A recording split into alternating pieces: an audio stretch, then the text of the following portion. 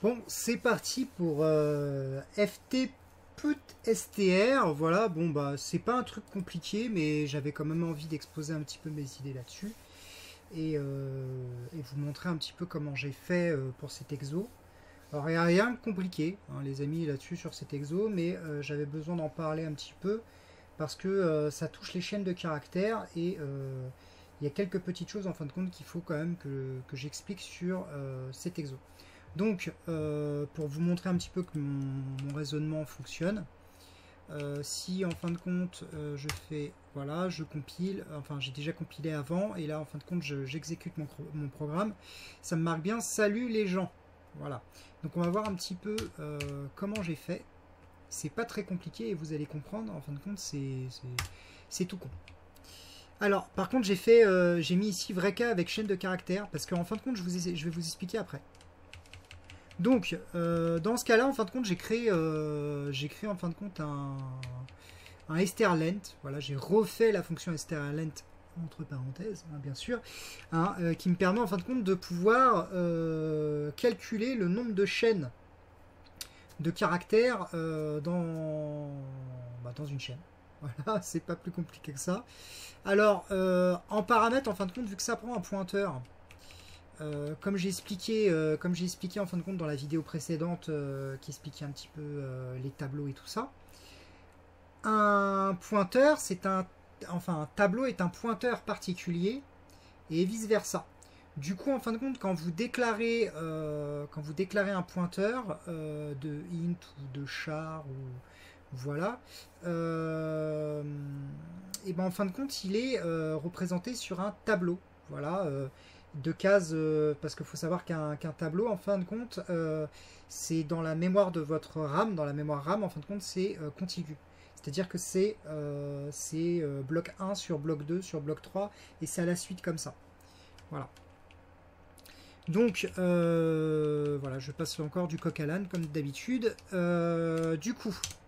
Du coup, en fin de compte, la fonction elle est très simple du strlength. En fin de compte, je prends en pointeur une chaîne de caractères, donc une string, et derrière, en fin de compte, je fais une boucle.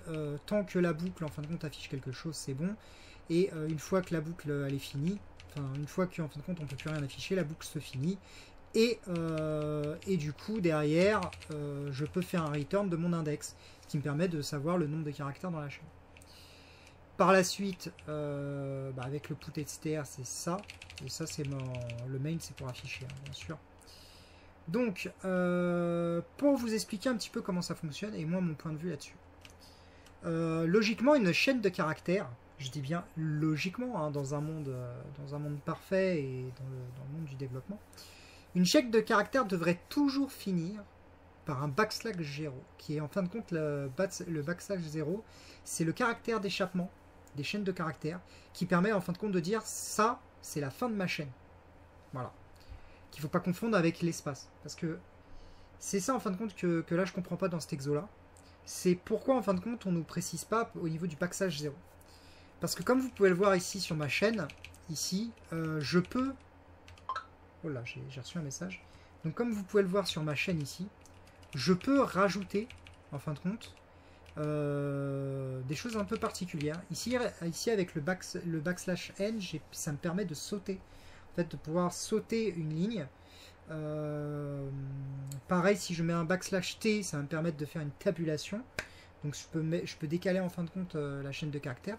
Et du coup, le backslash 0, qui normalement devrait être à l'index, au dernier index.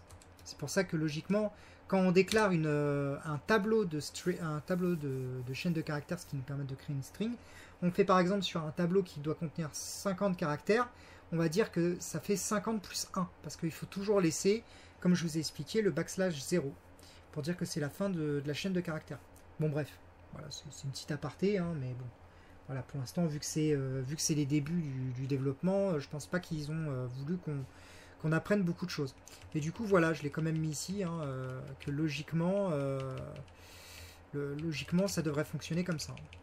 Logiquement, ça devrait fonctionner comme ça. Que tant que l'index est différent de machin, et ben du coup, on peut incrémenter notre tableau. Voilà. Après, je sais plus, parce que je dis peut-être une connerie, mais il me semble pas que le /0 soit intégré automatiquement. À part, peut-être que si, en fait. Peut-être que si. Peut-être qu'en fin de compte, dans une chaîne de caractères, le /0 est compté automatiquement. Mais bon, faudrait quand même vérifier, mais voilà. Donc en tout cas, mon exo est comme ça. J'ai fait un STRL lent comme ça, et après, en fin de compte, j'ai fait un write, en fin de compte, qui va reprendre notre chaîne de caractères et qui va ici compter le nombre de caractères et qui va nous afficher l'ensemble des caractères qu'on a. Voilà.